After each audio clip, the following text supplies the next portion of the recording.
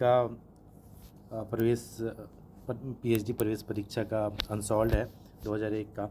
ये all subject के लिए है। तो ये रिसर्च मेथोडोलॉजी का टॉपिक है। तो पहला क्वेश्चन देखते हैं। शोध कार्य का खाका कहलाता है। तो इसका आंसर आप देख सकते हैं, इसमें क्या लिखा हुआ है। आंसर है बी, अनुसंधान डिजाइन।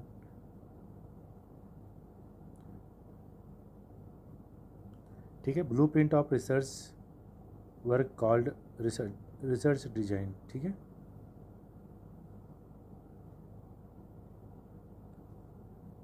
तो ये रिसर्च डिजाइन कहलाता है।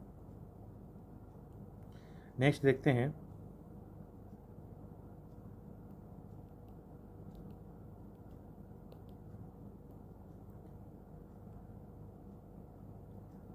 ठीक है, कार्यस्थल पर साइबर कार्यस्थल पर साइबर बदमाश कर्मचारियों की नौकरी की संतुष्टि के लिए एक बढ़ता हुआ खतरा है। ठीक है, जो साइबर अपराध है, बदमाश कर्मचारियों को शोध या पता लगाना चाहते हैं कि लोग ऐसा क्यों करते हैं, इसके बारे में कैसे महसूस करते हैं। मतलब जो साइबर अपराध से जो त्रस्त जो व्यक्ति हैं वो क्या करते हैं कि मतलब यहाँ पर इंग्लिश में देख सकते हैं आप इसको।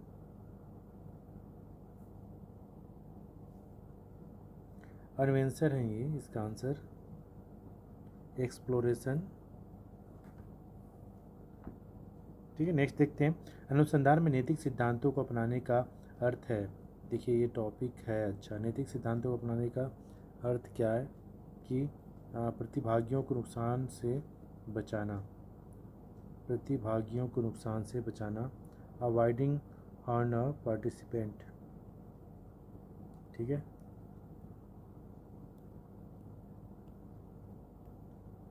किसी तत्कालीन समस्या का समाधान खोजने के लिए किए गए अनुसंधान को क्या कहा जाता है।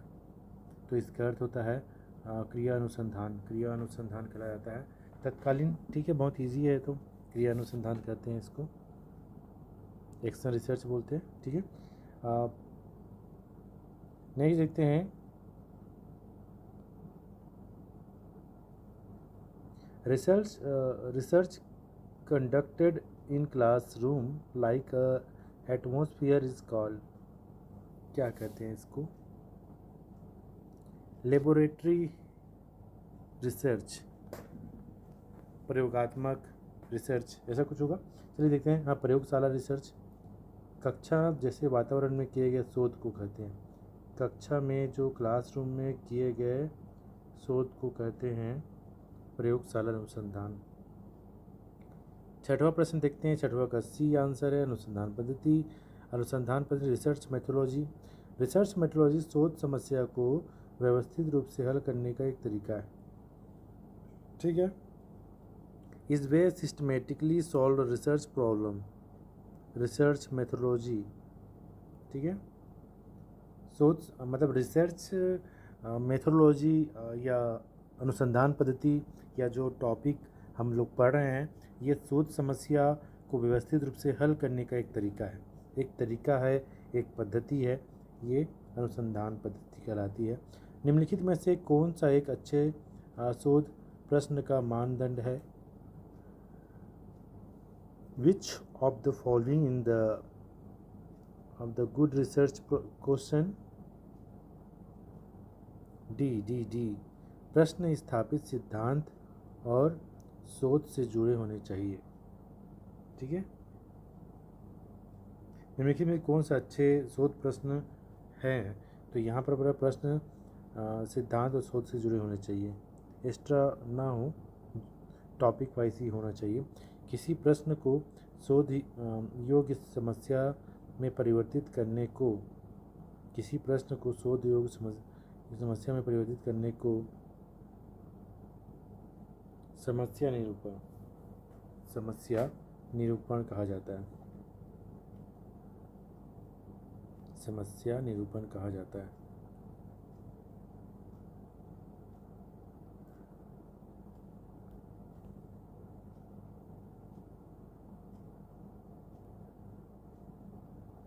जब कोई अवधारणा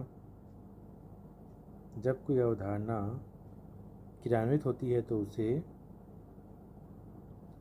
निर्माण कहते हैं। ठीक है। When a concept is operationalised it is called construct, ठीक है, निर्माण कहते हैं। नेक्स्ट देखते हैं। नेक्स्ट क्वेश्चन का आंसर मैं बता रहा हूँ, ठीक है, बता रहा हूँ। संकल्पना संकल्पना विवरणों से सामान्यीकरण द्वारा निर्मित एक अमूर्त है, ठीक है। इसमें है a in abstraction format by generalization from particulars concept, answer concept है। नेक्स्ट देखते हैं, परीक्षण के अधीन एक अस्थायी प्रस्ताव को क्या कहते हैं? परीक्षण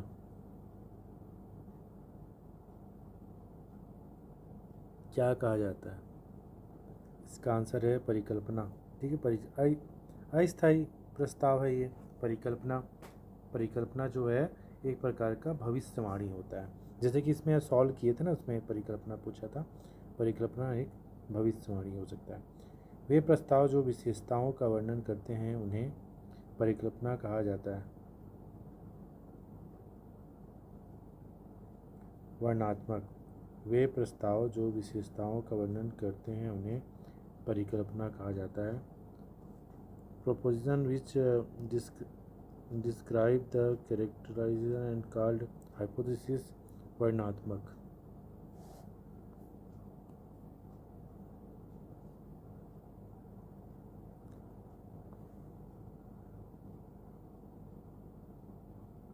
दो चरों के बीच संबंध को स्पष्ट करने वाली परिकल्पना को संबंध परक परिकल्पना कहा जाता है। दो चरों के बीच संबंध को स्पष्ट करने वाली परिकल्पना को संबंध परक परिकल्पना कहा जाता है। दो चरों के बीच संबंध को स्पष्ट करने वाली परिकल्पना को संबंध परक, संबंध की बात कर रहा है, संबंध परक, ठीक है। Hypothesis which explain relationship with between two variables is called relation hypothesis, ठीक है। सभी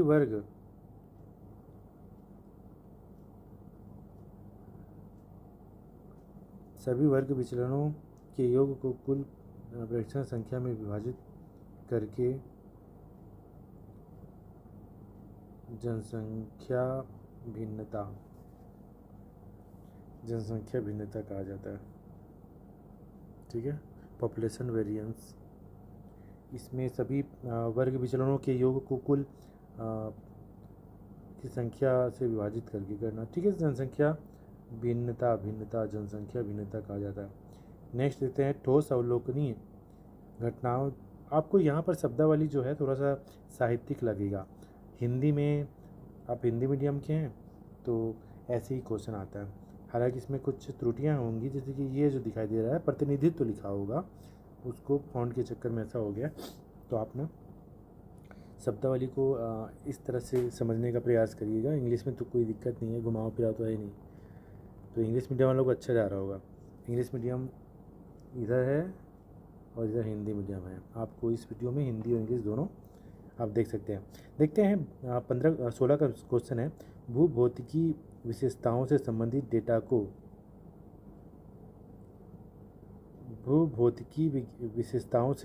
डेटा को क्या कहा जाता है? आंसर ए है इसका, आंसर ए है territorial data data related of the geographical character called territorial, प्रादेशिक डाटा। ये प्रादेशिक डाटा है, ठीक है। प्रादेशिक भूगोल की बात कर रहा है, ये प्रादेशिक ही आएगा। नेक्स्ट देखते हैं, तैयार एवं आसानी से उपलब्ध डेटा को कहा जाता है।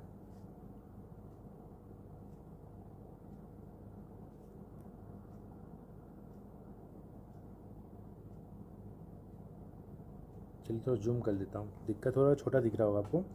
तैयार एवं आसानी से उपलब्ध डेटा को कहा जाता है द्वितीयक डेटा तैयार एवं आसानी से उपलब्ध डाटा को कहते हैं द्वितीयक। आसानी से मिल जाता है, तैयार है, आपको नेट में सर्च किए, ऑफिस गए, मिल गया आपको डाटा, द्वितीय डेटा। ठीक है। रेडीमेड इन द, ठीक है, सेकेंडरी डेटा।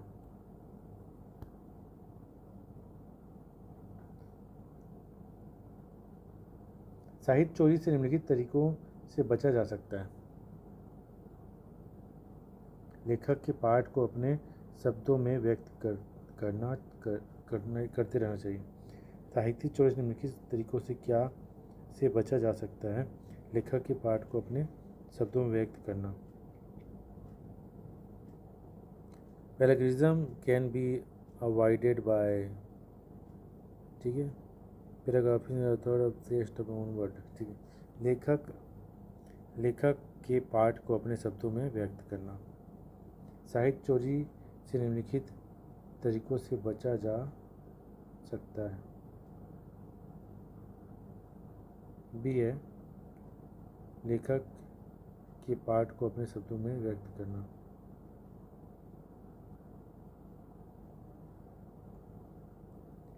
अन्वेषण एवं उत्तरदाता के बीच दो तरफ व्यवस्थित वार्तालाप को, मतलब दो तरफा व्यवस्थित वार्तालाप को कहा जाता है। सी, साक्षात्कार। ठीक है, साक्षात्कार कहा जाता है, इंटरव्यू कहा जाता है। इस दो तरफ व्यवस्थित वार्तालाप को कहा जाता है साक्षात्कार। ऐसे प्रश्न जिनके उत्तर देने के लिए केवल कुछ ही वैकल्पिक तरीके उपलब्ध होते हैं उन्हें कहा जाता है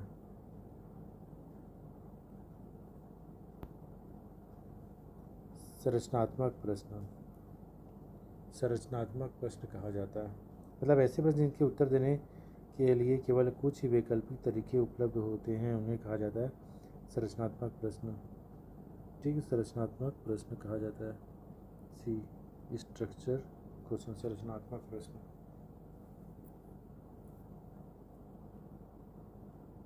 एक प्रश्न जिसमें केवल दो विकल्प संभव हो उसे कहते हैं। एक वह प्रश्न जिसमें केवल दो विकल्प संभव हो उसे बी, द्विभाजक प्रश्न। द्विभाजक प्रश्न कहते हैं। वह प्रश्न जिसमें केवल दो विकल्प संभव हो। द्विभाजक प्रश्न, दो प्रश्न है इसमें, मतलब दो विकल्प दिया हुआ है, मतलब प्रश्न एक होगा और उसमें विकल्प दो होगा, हाँ या ना, तो द्विभाजक होगा। ठीक है।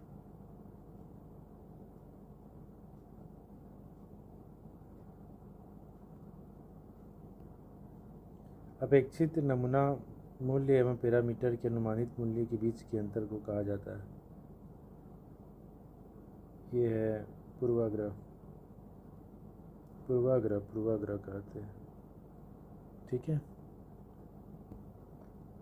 पूर्वाग्रह कहते हैं। नेक्स्ट आता है क्वेश्चन, सदस्यों के प्रारंभिक समूह को मुखबिर के रूप में उपयोग करके किसी विशेष जनसंख्या की सूची या नमूना तैयार करने की तकनीक को कहा जाता है। 23 कभी इसका आंसर है स्नोबॉल सैंपलिंग।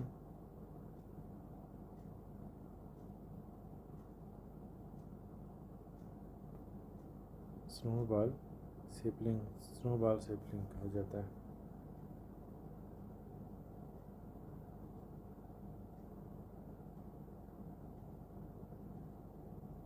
नेक्स्ट आ रहा है क्वेश्चन इसका,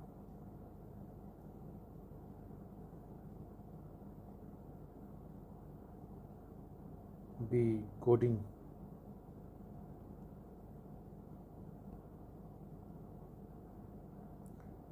ये है आपका 24 का ascending numbers and symbol B categories और रिस्पॉन्स इज कॉल्ड कोडिंग कहा जाता है।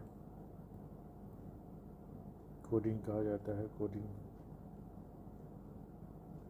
कच्चे डेटा को सारांशित करना और विश्लेषण के लिए उन्हें कॉम्पैक्ट सांख्यिकीय तकनीकों पर प्रदर्शित करना कहलाता है। ए, सारणियन कहलाता है 25 का टेबुलेशन। ठीक, टेबुलेशन। कौन सा सहसंबंध सबसे मजबूत है? बहुत अच्छा है, सहसंबंध सबसे अधिक मजबूत है, तो इसका आंसर तो यही होगा। देखते हैं एक बार, 26 का आंसर ये। सहसंबंध तो हम देख रहे हैं यहाँ पर, ये हो सकता है, आपको 1 ही दिखेगा या बस प्लस माइनस हो सकता है आगे पीछे, ठीक है। विच कोरिलेशन इज स्ट्रॉन्गेस्ट? माइनस वाला ही है, -1, ठीक है। मॉल में प्रवेश करने वाली हर 5वीं महिला का चयन करना उदाहरण है। मॉल में प्रवेश करने वाली ना व्यवस्थित नमूनाकरण होगा ये 27 का, सिस्टमेटिक सैम्पलिंग। निम्नलिखित में किन पैमाने पर परम शून्य होता है? इसमें देखते हैं, 28 का आंसर है डी इसका आंसर है, अनुपात पैमाना परम शून्य होता है 28 का स्केल, ठीक है। 29 का है प्रश्नावली के प्रथम, ठीक है, ताकि उसे तैयारी कहा जाता है। 29 सी, पायलट परीक्षण, 29 का पायलट टेस्टिंग। रोहन का वेतन राकेश के वेतन से अधिक है, का उदाहरण है 30 बी। क्रमिक पैमाना कहलाता है। रोहन का वेतन राकेश के वेतन से अधिक है, तो कहलाएगा क्या?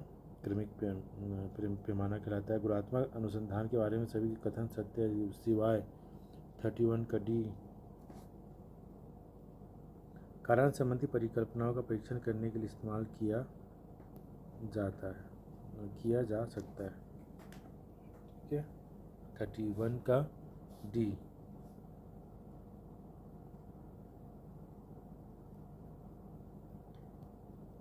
गुणात्मक अनुसंधान के बारे में सही कथन है, मतलब ये गलत है। गुणात्मक अनुसंधान होता क्या है? यह गहन और समृद्ध होता है, ये बहुत कौशल की आवश्यकता होती है, मात्रात्मक अनुसंधान की तुलना में अधिक समय और लागत लेने वाला होता है गुणात्मक अनुसंधान, ठीक है। रोहन और वेतन राकेश के वेतन से अधिक है, यह क्या है? क्रमिक, ठीक है। इस तरह से हम लोग देख लिए। नेक्स्ट देखते हैं 32 प्रसरण, आपको देख रहे हैं यहाँ पर 32 में प्रसरण सी, ए और बी दोनों, दो चरों के बीच संबंध की मजबूती का माप, सहसंबंध गुणांक का एक मानवीकृत संस्करण, ठीक है। सहसंबंध गुणांक का उपयोग सी है, एक्स और वाई चरों के बीच संबंध की मजबूती। सहसंबंध गुणांक का उपयोग एक्स और वाई चरों के बीच संबंध की मजबूती निर्धारित करने के लिए किया जाता है। सहसंबंध गुणांक का उपयोग एक्स और वाई चरों के बीच संबंध की मजबूती, ठीक है। सरल रेखीय प्रतिगमन का उद्देश्य क्या है? पी, एकल चर के स्कोर से चरों में भविष्यवाणी करना, ठीक है, चर करना।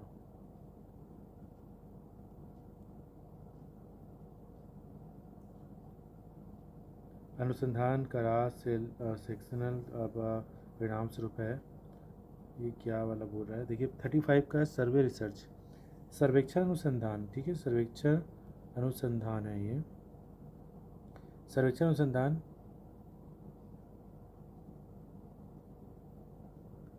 ठीक है ये। इसका आंसर देख लीजिएगा, आंतरिक वैधता कम लेकिन प्रवृत्ति उच्च होता है, ठीक है। इसका आंसर है लो इन, इसका आंसर है, ठीक है। पिछले 30 हफ्तों में गुजरात में कोविड-19 की घटना दर कमी नहीं है, विशेषण अध्ययन करना क्या आएगा? ये समय टाइम प्लॉट कहलाएगा, ठीक है। ये हट की क्वेश्चन है, ये प्रश्न पूछेगा। हाल ही में जनगणना हुआ है, मध्यम वर्ग घरेलू रुपये आधारित किया गया है। तो ये घरेलू आय का वितरण प्रतीत होता है किसका? ये हो गया बी, बाईं ओर तिरछा लेफ्ट स्क्यूड, ठीक है, बाईं ओर तिरछा।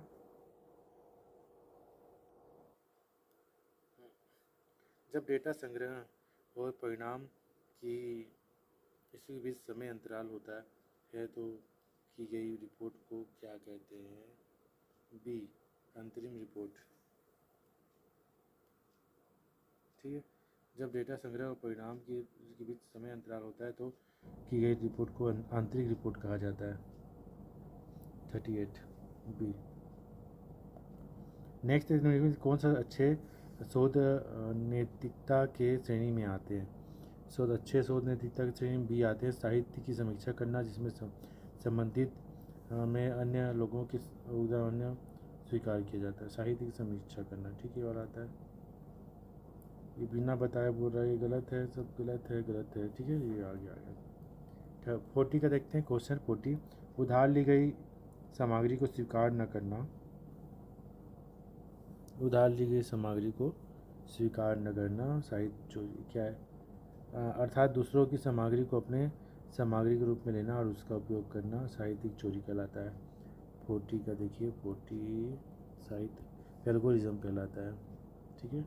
नेक्स्ट कहते हैं का अर्थ है कि प्रतिभागी की पहचान यद्यपि शोधकर्ता को परंतु शोधकर्ता और स्टाफ क्या? इसका आंसर आ रहा है, इसका आंसर भी है गोपनीयता, गोपनीयता इसका आंसर है, ठीक है, आंसर भी आ रहा है।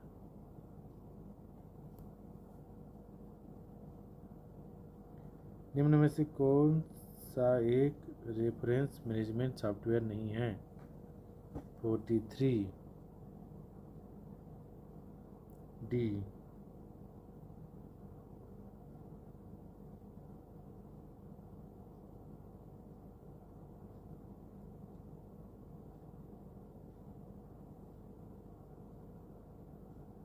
यानी वीवो।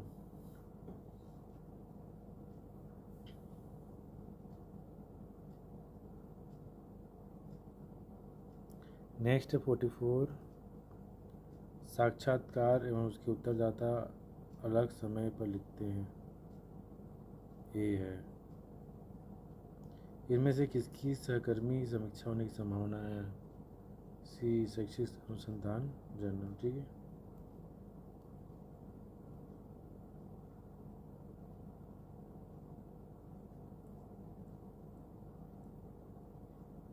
अनुसंधान के निम्नलिखित चरणों की सही क्रम में व्यवस्थित कीजिए।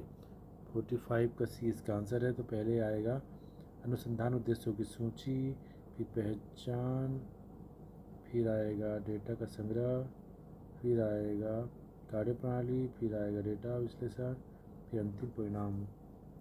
अच्छा 45 का सी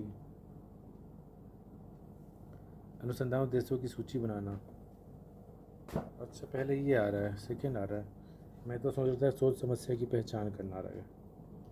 एक बार फिर से देख लेता हूँ। सी आ रहा है इसका आंसर। पहले अनुसंधान उद्देश्यों की सूची बनाना, फिर शोध समस्या की पहचान करना, फिर डेटा का संग्रह करना, कार्यप्रणाली करना, ठीक है, डेटा का संग्रह की कार्यप्रणाली करोगे, फिर उसके बाद डेटा विश्लेषण करोगे, ठीक है। परिणाम। जब आप अपनी शोध रिपोर्ट के में इंटरनेट संसाधनों का उल्लेख करते हैं तो आपको यह खोजने की आवश्यकता नहीं होती। 47 का सी क्या नहीं होती? लेखक की जन्म तिथि। जब आप अपनी शोध रिपोर्ट में इंटरनेट संसाधनों का उल्लेख करते हैं तो आपको यह खोजने की आवश्यकता नहीं होती, लेखक की जन्म तिथि नहीं होती, जबकि ये आवश्यकता होती है। Date of birth author. 48 का आंसर सभी है इसमें, ठीक है। निम्नलिखित में से कौन सा अनुसंधान घटक है किसी सामाजिक समूह या परिवेश में डूबे रहना, लिखित करना, अवलोकन, साक्षात्कार करना, ठीक है, ओके। निम्नलिखित कौन सा एक शोध पत्रिका की गुणवत्ता का संकेत है?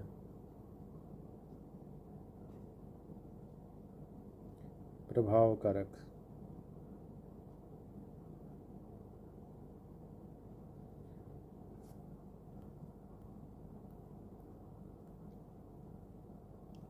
का इम्पैक्ट फैक्टर में कौन सा एक शोध पत्रिका की गुणवत्ता का संकेत है? ठीक है, प्रभाव कारक। निम्नलिखित किसे शोध प्रस्ताव में शामिल किया जाना चाहिए? सी, आपके द्वारा शोध विधियों का चयन और उन्हें चुनने के कारण। आपके द्वारा शोध विधियों का चयन और उन्हें चुनने के कारण हो गया। सी, आपके द्वारा शोध विधियों का चयन और उन्हें चुनने के कारण। इस प्रकार से 50 क्वेश्चन हो गए 2001 का। नेक्स्ट क्वेश्चन फिर मिलते हैं।